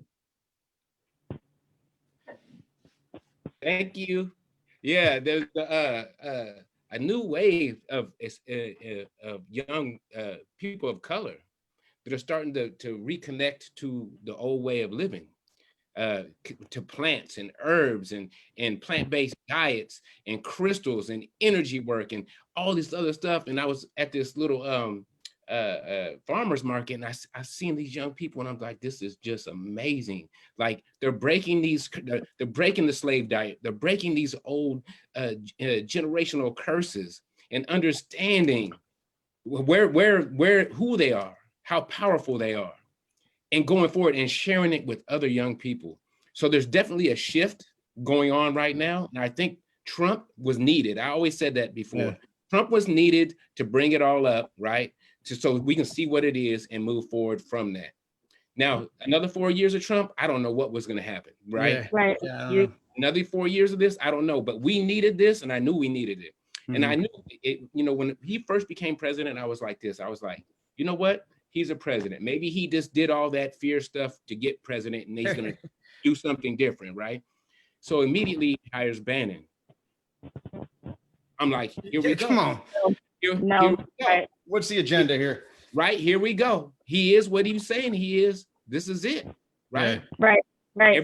Every hire, it just reinforced what he was talking about. Every time he let someone go, every time he rolled back a regulation with the planet, I mean, he rolled back every regulation that we put in place to heal this planet and to heal relationships and to heal. He just took it all away, immediately. But yeah, with these young kids coming up, we don't understand. They're coming on a different plane already. I was born in the 60s. These young kids coming in, they're already on a higher vibration than I was coming through. Yep. Right? So already vibrating high. So there's way less interference with that connection to God or source. They're getting these messages and they're moving on them right now. Well, it's because of people like us too, who've done the work, and we've leveled the frequency to where it's, you know, because when kids come out, well, from third trimester till 3, they don't understand language. They don't have a moral compass. They're being programmed, and they're being programmed in the language of frequency. So, you know, and the more people we have that are committing, it doesn't mean we have to be perfect in it. Lord knows I'm not, and I got a long way to go, but here's my commitment every day. What's that? You just do show up with some moral compass. Because of epigenetic, like things are passed down generationally. So they show up with a or a predisposition towards this way or that way. Now, how much that gets turned up or down, it comes from the programming. I And can attest to that. I think I was born an empathic person, and wired that way. It's wiring. And then went through my life situation, and quite a lot of that was challenged. So the awakening was a recognition of who I was when I came here, you know, going back to being like a child, not childish. But I like what Monk said about that's the benefit of Trump, something along those lines. And that's a difficult thing to say to a lot of people. But when you've gone through your own personal, like you did, Monk, like I did, I believe like Vince did, I can probably speak for you, but we went through our own personal dark night of the soul, our own personal, you know, rock bottom, whatever that was, or huge crisis that catapulted us into, I got to take a look at my life. I got to clean some things up. I got to clean some things out. I got to look at the truth and start telling the whole truth to myself.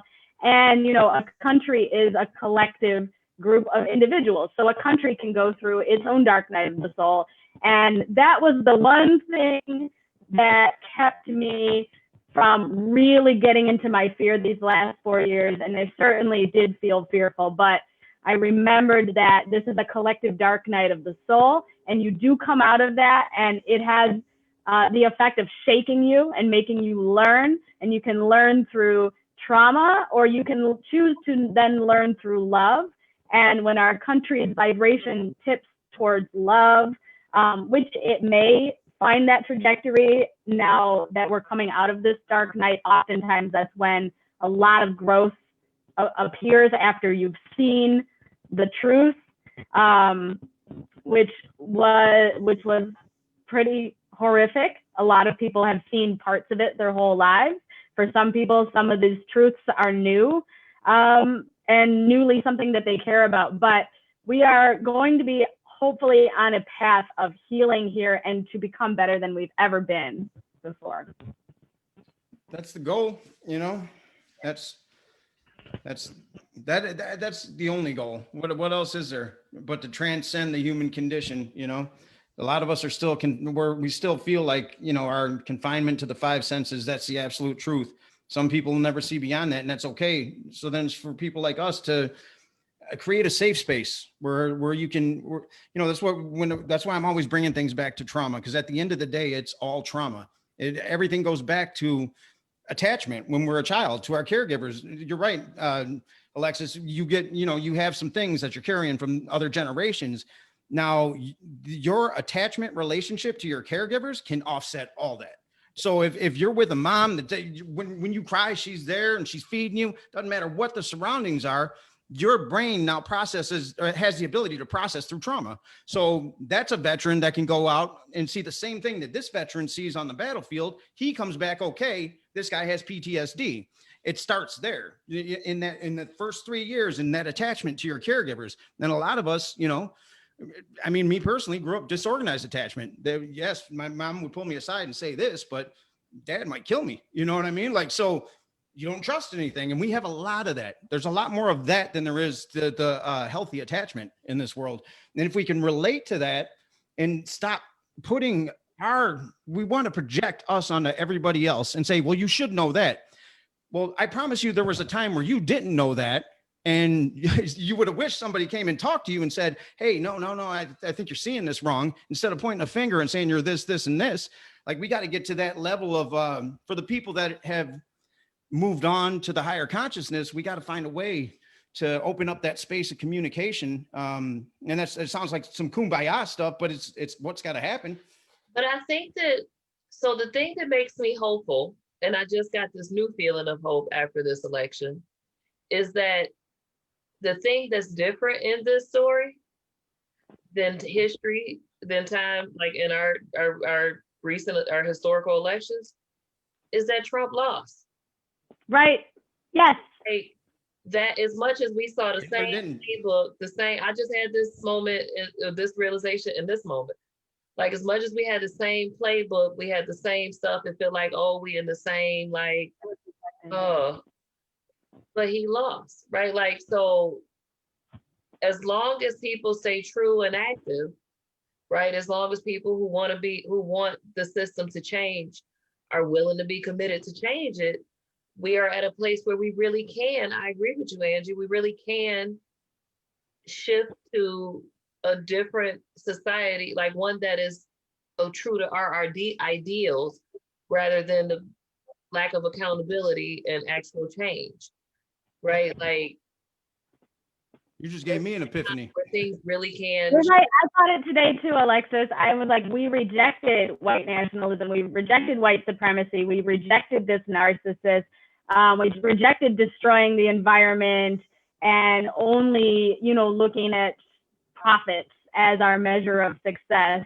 And it was tight in a lot of ways. And I'm not suggesting that those things are gone for good or anything like that. There's a lot of that still there, but we changed because we said no to that. We didn't fall for that. And when people sometimes get scared and get sad about the things going on, they tend to say, oh, look, nothing's changed in all these years.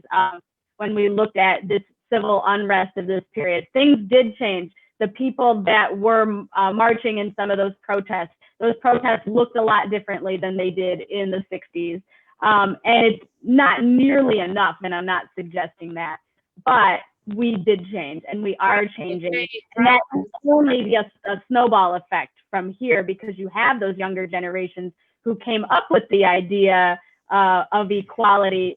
For many of them, they're very frustrated with older generations. Like, that's a no-brainer to them. A lot of them, certainly not everybody. But they are the result of the work of generations that came before them. Alexis gave me an epiphany because, yeah, he didn't get the nomination. He lost. So there's 50% of the population out there that feels disenfranchised. We got to stay vigilant, though. We have to go easily get it back. We just got over the tipping point, but I think that's where our healing has to go. Yes, because if they're disenfranchised by that, there's some hurt there, and rather than having this guy fueling it, we got to be the people to undo it. Let's take it back to trauma. Let's start having these conversations that gets rid of, because there's experience, and this is all generational trauma too, you know, that popped up through this guy. It manifested. It was always there. But I think that's where our healing lies, on that other 50%. We got to go back there and be compassionate as best we can, you know. So some ain't gonna be, but how do we know our values? If we get these, so to me, we got to stay vigilant for the things that we were campaigning. Right. Because through those things being available in society in mass, that mental health being a priority, education being a priority, a commitment to accurate historical reporting in text being a priority, the idea of reparations being a thing, that these are things that would give equity and balance it out. And now it's time to stay true to those, or else we will have done the same thing. It won't have been different, but it's different this time, which gives me hope, because he didn't win. We got right over this tipping point, and if we solve their problems, we see how easily they get flipped because of the fear. If we solve them fears, guess what? That's not anymore a trigger able to be pushed, right? Like, we got to get them to choose us by solving their problems, and which means loving on them, even though they voted against their own interests. I'm telling you, I've had more positive response from moderate Trump supporters in this movement. Like, showing up on inauguration, unified with people that should be fighting each other, according to the press, and staging a national walkout that day and saying, look, here's how it's going to, we unify without you. You know, we don't believe you anymore. Here's us. This is us. And there's way more of us than you, and you work for us. We pay your salaries. So we're going to decide whether or not you can keep this job. So prove you deserve it. You know, it's got to be that.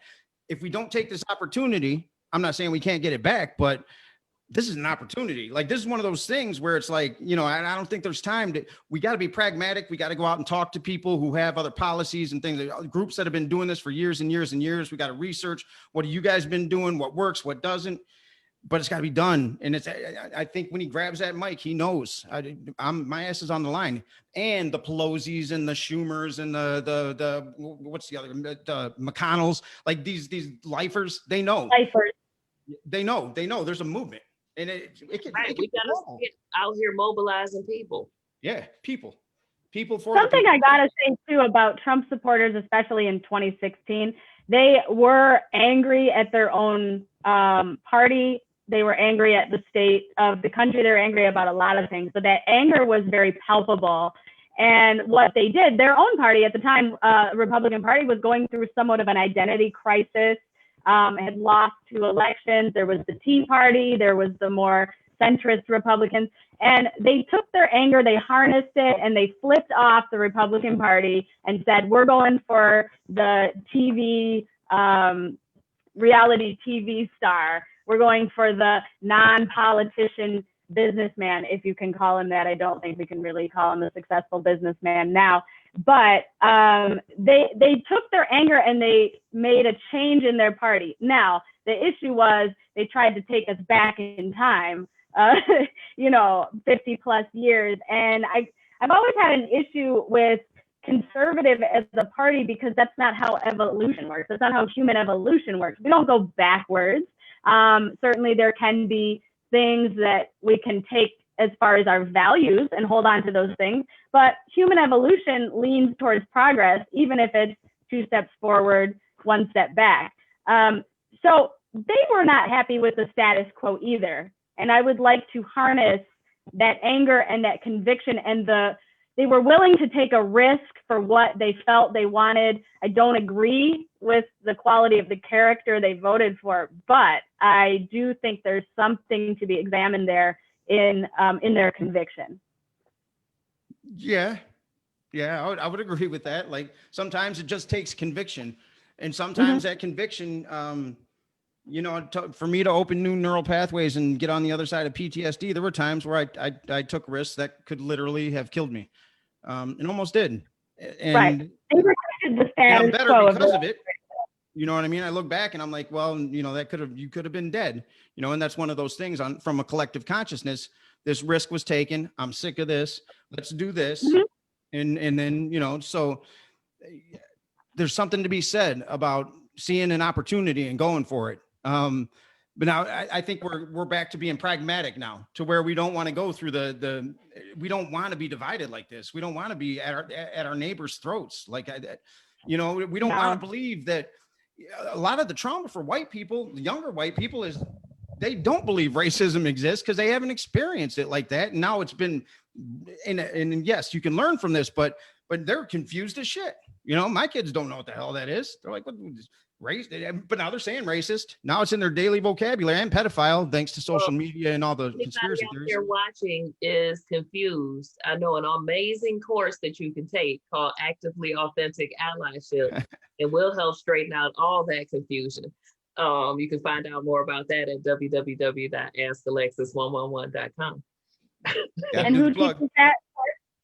Oh, of course I do. And I have a co-facilitator, Tracy Levesque. And one of the cool things about our program is that we model what it looks like to walk in allyship, and then to learn to be receptive to allyship, because we are doing that. We're doing the work as we're teaching the work. I have to say, Alexa, too, being involved in the work that we're doing through our spiritual community, I did not anticipate to experience some of my own healing. That's not what I set out to do. I set out, like everyone else, that I'm sick of this.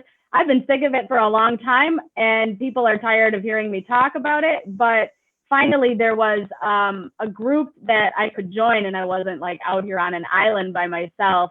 But I got to say to people that when you do anti-racism and pro-equality work, and you do that deep, you have to do the deep soul searching before you're going to be effective.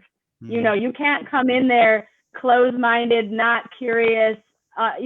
Even if you're empathetic and willing, you're going to run into places where you're like, did I ever think that? Did I ever do that? And you're going to run into things that you feel in your past that were not good choices, and were you'll feel guilt. You got to sit with those things and work through them and forgive yourself.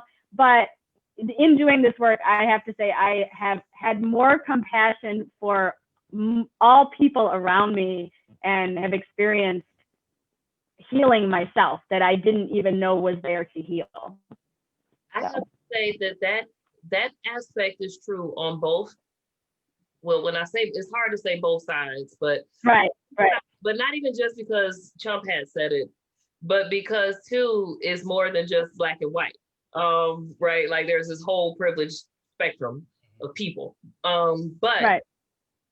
I have to do work, that deep inner work, in order to be receptive to allyship myself, because of the lack of trust that I come to the world with intergenerationally, that has been confirmed by my lived experience. Not to mention how much I am confronting and have had to confront my own, like the fact that I got a story for every dang on concept that I teach. Like I would not have necessarily looked at that had I not been teaching the concept. So it's healing. It's like, wait a minute, damn, this every aspect anyway. But also too, the participants. We teach a class on connecting with your ancestors and what that means and how that deep inner work helps facilitate that. And the participants are having their own connections being formed with their ancestors and breakthroughs and doing some deep inner processing. And we also teach that you have to have, in order to navigate the subject and this particular type of healing, you got to develop a greater level of emotional self-regulation. Mm-hmm. So what's happening is in their spheres of influence, they're taking the time to say, wait a minute, I think if we read this book from the Black perspective, it'll give us good context. Instead of like, wait a minute, that's racism. You know, like they have what it takes to get the goal accomplished. They're using tools to move the dial toward a shared future rather than just being in the reactionary state. But it's because of that deep work that you mentioned, Angie. Mm-hmm. So I think that's what we voted for. Like, honestly, if we're talking about what did we really vote for, it was for humanity to move forward, not backward. We did. You know, I mean, because it was not for Biden for me. It was for, well, I see that we're confined to this two-party system, black, white. Look at all these, they're these polars, right? These polar opposites, and they're constant in there. And whenever most people live in gray, and when you exist in gray, the polar forces want to pull you back in because you're mucking shit up in the middle. You know, and that's what we've lived in. This didn't come to me till the other day. I'm like, two-party system. It's by nature divisive. You know, it's zero-sum thinking. How we gonna have a win if we only have win-lose? You're right. It can't happen. You know, and then you go back to slavery and how it still manifests itself in the system today. How could it not? Nobody's gone back and addressed the core. Nobody's done it.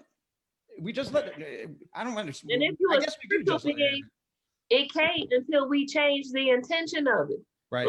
Right. It is like still operating with the intention that it was imbued with. Like the affirmations it started with, they still there.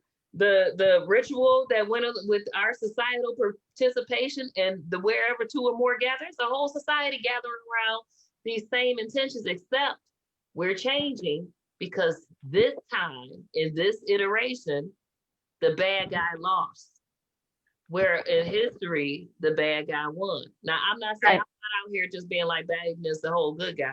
But the people that stand up for Biden, the people are standing up for better values. Really, because it wasn't Biden. Most people I know, they weren't voting because they thought he was top notch.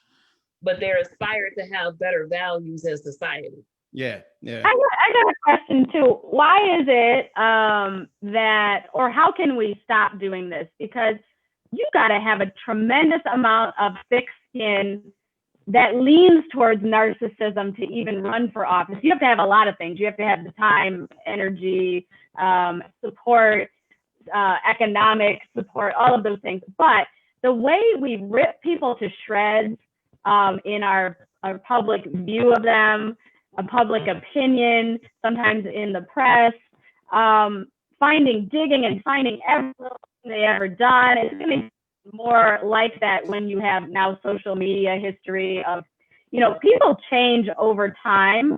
Hopefully they evolve and grow. Some remain the same in their viewpoints. But my point is, how can we have these elections where you have two people that their character, everything in question about them, things get made up about them, ripped to shreds. And it really turns a lot of people off, I'm sure, from wanting to run for office. We You know, so can't have two people anymore. That's the solution. Two. It's got to be Right, multiple right. people. You know, that's what's got to happen. It's got to be multiple people part that of are it. out there with ideas, not what corporate reward they're going to gain by winning this. There's no prize there. It's just I see this thing where I can make a difference. I'm going to do that. It takes the Right. money out. It takes all that away. So I think Who among us wants all of their life, personal life, examined under a microscope? We talk about. I'm a different person in many ways than I was, 10 years ago. So if you pulled up something I said 10 years ago, it might not match the person that I am today. So, I mean, yeah, who among us would want everything they've ever done laid bare for the public to see? I do. It would have to be either somebody that, well, right. I was I'll just going stand to say by it. somebody that's very conscious and that will explain to you how they work through those ill, thoughts, or it's someone that's narcissistic and will use that and play that and, just lie without any kind of remorse. I just think that we have to be careful that we don't demonize people, the public eye, and make it so undesirable to even run for office, or so undesirable to even vote because you're like, oh, look at these two a-holes. I don't want either one of them, so. I think that's the individual inside society's responsibility. Like that's where our own personal character development is important, because if we are not looking at it so how much we tear down somebody because they're in public office is up to us. How Right. much we spend the mental and psychological activity of judging somebody is up to us. We do get to choose how we spend our time. Now that choice is more difficult depending on home and family conditioning. I'm not, I'm not speaking to, but that's what's effective. If you don't spend your time, like if you know what you stand for and you're committed to standing for that and what it takes to advocate for that, then you don't have enough time to be worried about how much somebody else sucks. No, you don't. And Right.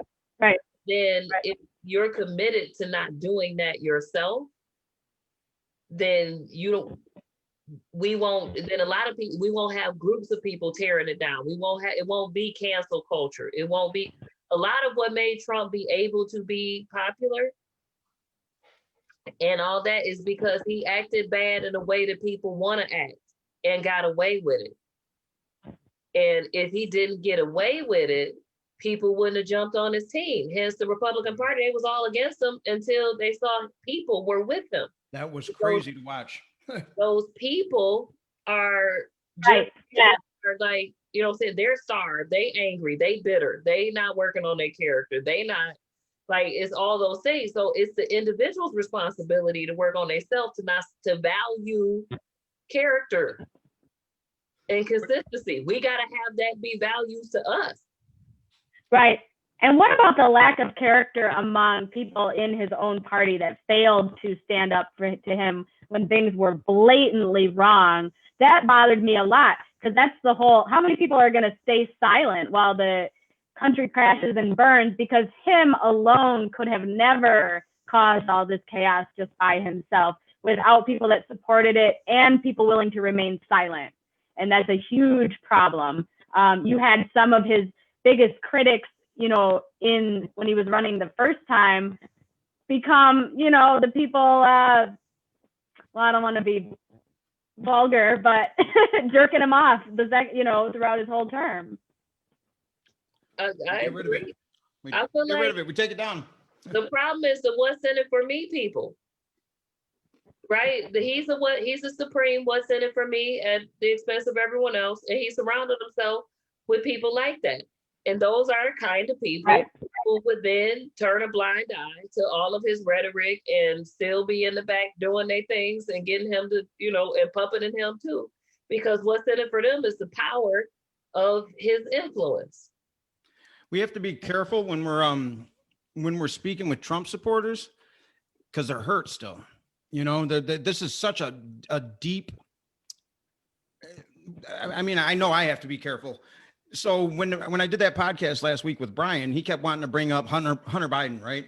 All these things that are getting thrown around in the news, it's all that shit's distractions where you're tearing other people down and their kids. And I just wouldn't, I'm like, I don't care. I'm not talking about it because it's not, there's nothing relevant there for me. We're not even talking Hunter about an wasn't issue right. at that point. We're just bashing another human being. And that's more of that crap energy on top of crap energy. And that's, Let me interrupt you for a second. Let me interrupt you for a second. You said we got to be careful because they're hurt. We've been hurting for a long. I felt that too, Mom. I was like, I don't give a fuck about their pain. That's what Look, I said in we've my been mind. hurting for a long time, and nobody gives two shits about our pain and our suffering, right? Nobody. right. They watched us get beat, killed in the streets, and justified it. So I'm not worried about anybody's feelings right now. I know you're not, and you shouldn't be, but I'm saying, how do we move forward? Where do we move forward? Because I got a lot of anger in me too, and it's not the same as your anger, but there were things that I had to let go of. And I'm not saying it's that easy. I don't know. I don't have your experience, and I sympathize with it, and I'm on your side, but I don't live from an angry place. I know you don't. Because I understand. That's what I was getting to. Yeah, I understand that that's not going to do any good for me. Right. But I can still be detached from that anger, but still move with purpose and love to create something different. Here's the thing, right? I'm not saying tiptoe around them. No, I used to be just mad. I would just be mad. And you got to understand, this is bringing down your frequency and adding bullshit to the collective. The way I can change the planet is to stay in this high vibe place, no matter what moves I'm making. So now I can do it from a place of action and love and keep that high vibration instead of getting sucked into the mud.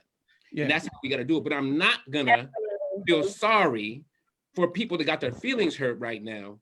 I'm not saying I'm never gonna do that. I'm not saying feel sorry. I'm saying, so what I'm trying to draw is the left and the right. What do? They bash the people that each side cares about, right?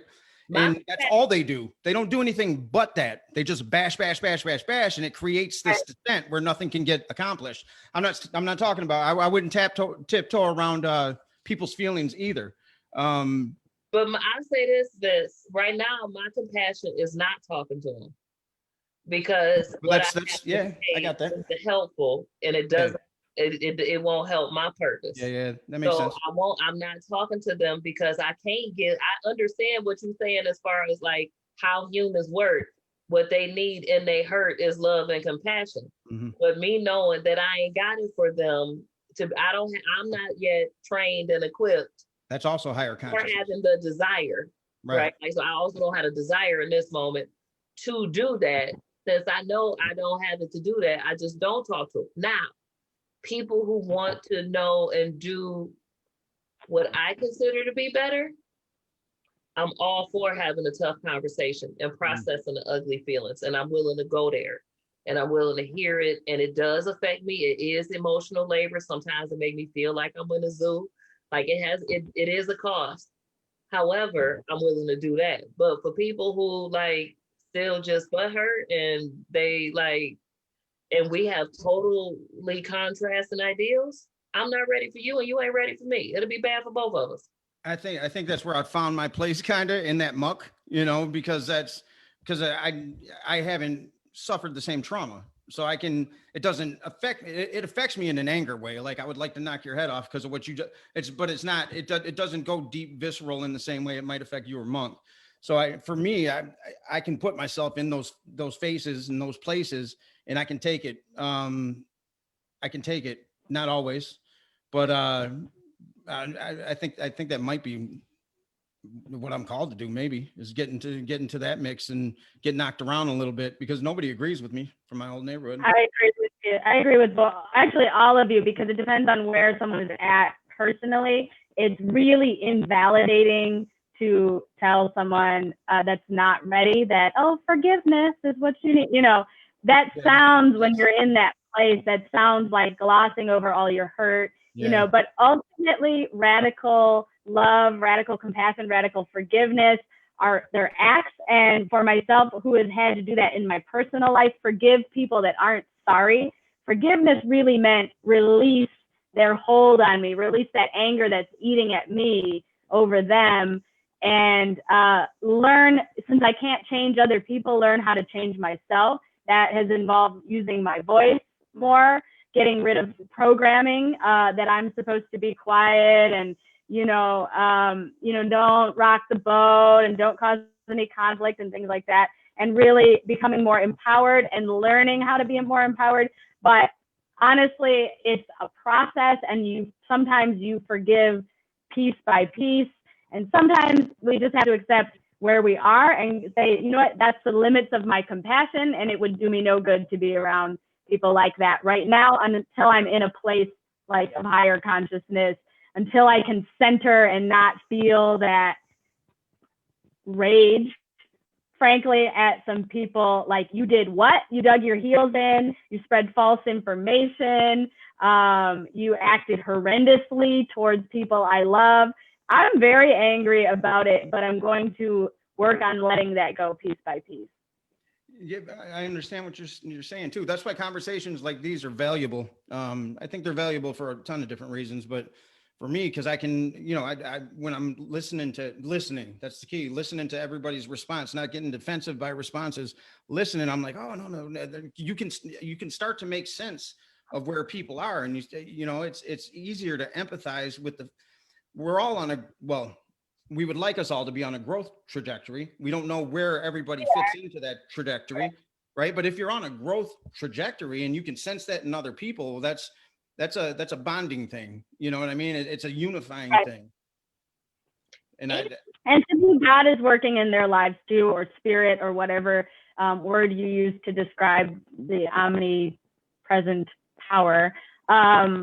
It's working in their lives too, and they will have lessons coming up that bring them more towards love, truth, and unity, because that's the path that we're all on. Whether we achieve that, to me, in this lifetime or not, we don't know when that happens, but everybody is on some kind of growth trajectory, I believe. You don't start and end this life exactly the same. Well, that's hopefully. That's a true statement. Hopefully. No, because you're gonna have to die. So right. You're dead, you're different. Right. Most people soften in their older age. Some don't, but a lot do. I know this. I use this. I got it from sales, but I also use it with my coaching clients. In that, when I butt up against some of their resistance, I just simply make the request for them to listen, to understand what I'm saying, rather than to pick it apart and dismantle it. You don't have to change your mind. You ain't got to agree with me. Mm-hmm. I just want you to understand my perspective. So can you listen to understand rather than listen with your defenses up? Because you're still responsible for your own opinion. You're still responsible for your own beliefs, your own choices. But I think in our division as a society, we've gotten to the place where we're listening to say the correct response, or the response that lets the other person know why our side is right, rather than listening to understand what is important to the other person. Yeah. And that's key in trauma therapy, right? Which is an advanced skill, that's empathy. Trauma therapy, you needed somebody to listen to, because it's outlandish, the fact that you're living in that place in your brain, and you don't know that's happening, right? I didn't know until I started to know, but you're living this thing in real time, and it's ridiculous to anybody else. Get over it. It's all in your head. You know what I mean? That's what you get from the world. And it's what's happened with racism. How can that trauma heal when people are saying, get over it? That's 400 years ago. People don't want to listen. Why? Because it triggers them, because especially if you're white in America, you have to admit some responsibility, and you're not seeing, you've lived a life and you didn't see. So what they do is get defensive rather than, right. And I know what you're going to say, Alexis. I saw your face. No. But I think I've softened a little bit in my facilitation of the course. I came to a different, we all were raised not to see this. We all realizing how much stuff I have to be unpacking in myself Right, like this the water that I can be a complicit racist, even though even though how my definition of racism is centered is around systemic racism, not overt racism. I can be a complicit racist against Black people Makes sense. because I'm complicit in societal systems that oppress it until I become active in dismantling and creating new societal systems that do not make oppression grow, that grow inclusion instead of oppression. So unless I'm being anti-racist, I'm a complicit racist also. Everybody is. So it's no need for these defenses are counterproductive no matter which side of the aisle you on. Yeah. Being defensive is counterproductive because we all drank this Kool-Aid and we're all trying to create something that means something to us. But we're doing it based on making the other side wrong instead of advocating for the future that we want. Now, things shared future, like you said. So here are some solutions that I have to offer. One, it's a governmental responsibility to house, host, and pay for elections with our tax dollars. I think that it should be like like how we have debates. That should be something that is a government responsibility. With some kind of citizen oversight board. So I think that emotional intelligence and financial literacy should be a part of required curriculum for education, K through 12. I think perspective taking as a skill set should be a requirement for curriculum K through 12. I think that people should not have to work to live. Well, I'll say this. I think that our financial system should be a mix of something that is based on like a time dollar system and and then some capitalism. So like your basic life livings, you don't like things for survival that's provided for everyone, but then wages above, then you have to contribute. So like you go and you do your time dollars, you go and do this, but part of your wage is a time dollar, part of your wage is actual dollars. And time dollars can be exchanged for services, but there's a limit on how much wealth you can amass. I have a concept that I'm designing in my mind around that. But if we change the way we do this while still allowing for people, the conservatives, to have what's important to them to as much of a degree that is important to them. I mean, that we can. It's some shit we just don't agree about, like pro-choice, pro-life. We just don't agree. But if we do that, then we come together in a win-win, right? To me, it seems way easier if people if our people don't feel like if my candidate don't win, I might die. Yeah, that's right. If my candidate don't win, the way the society is set up, I might die because of this. I'm always gonna die. So for me, I'm committed to how I live my life as long as I have my life, rather than worried about dying. But when I think of consequences, if I'm not being mindful and I'm catastrophizing, it's immediately, I ain't gonna be able to eat. And if I don't eat, then my life quality goes down tremendously as far as what I gotta do to eat. Absolutely, and providing those basic needs, so our healthcare, food, shelter, clothing for all, quality education for all. I would say access to transportation that's reliable. All of that, what it does is help propel people out of that survival mode, and it allows them to use the creative aspect of their brain to become an entrepreneur. Our current system stifles entrepreneurship. I have a family member who, because he had a pre-existing health condition, had to work a full-time job he could care less about while he started his side business, and then he worked that full-time as well. So you have somebody with an autoimmune disorder working 80 hours a week, never sleeping, and it's also, he could have healthcare and run a business, which was more in line with his passion. And frankly, he's good at it. And he shouldn't have to do that, in this nation that prides itself on being the wealthiest country. When you break it down to average wealth, we're more like 15th on the list of world countries in terms of wealth per person, rather than this amassed wealth that's only accessible and essentially hoarded, by the top. So we're really cutting off our nose to spite our face if we don't support those things, because again, how much brain power, creativity, if you're an excellent cello virtuoso, but you live in an impoverished situation where no one can afford your cello lessons, you know, you might have that talent in you, but it's not going to be realized if survival is the goal. Getting through the day is the goal, and surviving. And we have to help elevate people out of that, because you really cannot just pull yourself out of that situation, because number one, it's a mindset of being in survival. It's a different skill set to survive in that environment. Oftentimes the education is of a substandard quality, or there's so many distractions going on in someone's life, just focus on surviving. You're not focused on education, you know, and then when people get through the educational system and there's more barriers, transportation barriers, crime barriers, all these types of things. And then the institutionalized racism as a barrier, institutionalized sexism as a barrier. It's like most of us would not make it through and pull ourselves up by those proverbial bootstraps if we were never given a pair of boots to begin with. Well, this goes back to what We have Monk to be said. honest with ourselves. It goes back to what Monk said. It's consciousness. Because in order for somebody to even care about giving free healthcare to anybody, they have to be out of survival mode themselves.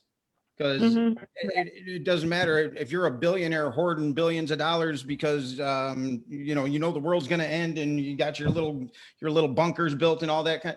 They're still in survival and they're hoarding, and they don't care about the hospital because they got to take care of themselves. You know, it's a shift in consciousness, and it's not going to come from the top down. Like, that's the problem. We all think we're going to vote these people in and they're going to do this for us. That's what. This is a system of fascism. It's designed. We got this illusion of choice, but it's not. And so they keep telling us what they're going to do for us, and they don't do it because they can't, and they know they can't. But we keep, like you said, drinking the Kool-Aid. We keep drinking the Kool-Aid. When do we stop drinking the Kool-Aid? I think it's now. I think the universe gave us Trump, gave us the turmoil, and gave us the internet. We're all connected in a way that we've never been. First of all, Vince, I don't even like Kool-Aid, so I'm not going to drink it. Some Kool-Aid's all right. Let me tell you something. I thought that too, Vince. When was the last time you tried Kool-Aid? You know what's funny? My son we never had Kool-Aid ever. It's been years and years and years. And my son, we were at the grocery store and he grabbed a pack of Kool-Aid. I don't know why, but he got it. And then he came home. He's like, Dad, where's the sugar? I'm like, we don't have sugar. We never had sugar in this house. And so I had to go back to the store and get him some sugar. So now there's Kool-Aid. But let me tell you, so how do you like it now that you tried? It's sugar water. It's gross. Exactly. But when I was a kid, it was amazing. I used to love mixing the Kool-Aid flavors. And now I ordered a big fat pack thinking I'm like, oh yeah, I'm gonna get my nostalgia on. I've had that Kool-Aid for okay, it is nothing but sugar water, and I gave away half the pack of Kool-Aid. Like, it is terrible. Remember loving Tang? Used to love Tang. Yes, Tang and Sunny Delight. Those are nothing but, like, if somebody was like, this orange drink mixed with lemonade. On the drinking Kool-Aid thing, we're at 8:20. You guys want to wrap it up, or you want to say, yeah, I got to get out of here? Yeah, you know, people do got to eat, Vince. You know what I'm saying? I know you're on a different time. I was going to send that message in there too, and I got distracted saying, hey, if you got to bounce. One last question.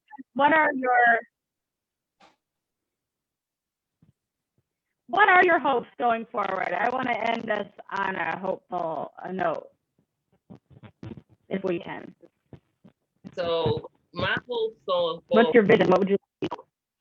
The vision I would like to see is a society where people are engaged in the values that they campaign, like that all of this activation becomes a creation, like that the things that people, like once people have been activated, they stay active with the organizations.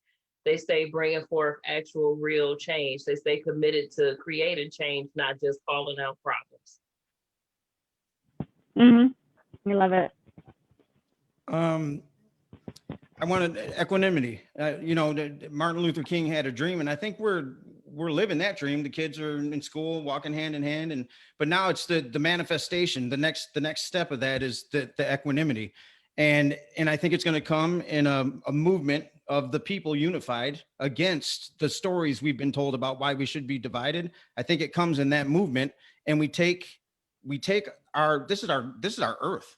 This is our earth. Like, I don't know when that happened, when we said you can take this from us and we're going to have to pay. And if we don't pay that, and I'm not trying to get too crazy with it, but we got to take, okay, we got this government. We'll let you be the government if you go back to work for us. I've never seen it happen, but so it's equanimity. And I think it's going to come through now I think we can do it through peaceful, not protest, but peaceful positioning through numbers. That's my hope. And mine would be, I believe that we're here. I truly believe that we're here to create a whole new planet. I know that you guys are light workers and healers, and that's why we're even on this call together right now.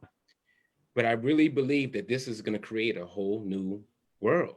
And we came here at this time just for this. Yep. This is what we came here for.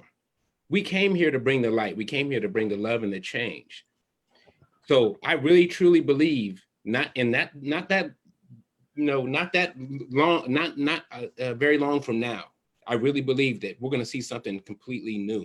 And I think this was the catalyst for it right here, right? Because we don't understand. A lot of people don't understand this. What's happening in America is affecting the whole world, the whole planet. It's not just us. I get people hitting me internationally all the time talking about, hey, we're praying for you. We're doing this. We're doing that. I think we are the key, America. We are. Our lives are on us right now. What are we going to do to help create this change on this globe? And I think people like yourselves we're here to kick down that door.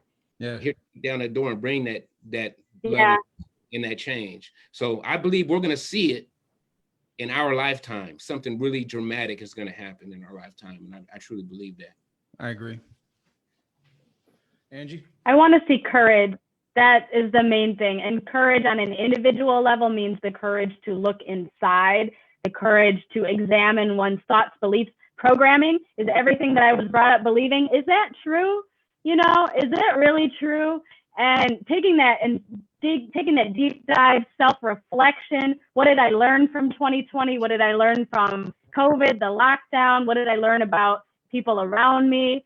And taking that courage and using it to affect change in the way that we want. And, people that know me know that if you say to me, well, that's just the way we do things, Angie, or that's just the way it is, I'm like, well, today it's going to be different. Not today, because that's not working. So looking at the areas both in our personal lives and in our society where it's not working, and moving forward with hope, optimism, courage, conviction, all of those things, staying awake, so to speak, staying engaged in our political process, remembering that that's our money for us. And a lot of times they don't talk about the money. These lawsuits frivolous lawsuits that, Trump wants to file, that's our money. No, you cannot do that, with no base for it. So things like that, not using our money for foreign wars that benefit corporations, using our money to benefit people, and then expanding that to people around the globe as well. The global movement. I appreciate you guys coming on. As always, I leave these things energized. And sorry, cut into your dinner time, Monk. We try to avoid I was just messing with you, but I ain't hungry though. All right, this is a human condition. We got some comments, guys. They've been going the whole time, so I'm interested to see what these comments are. And thank you for engaging. Keep your comments and your ideas coming, and we'll keep doing this thing. All right, guys. Thank you. Thank you. Good night. Night.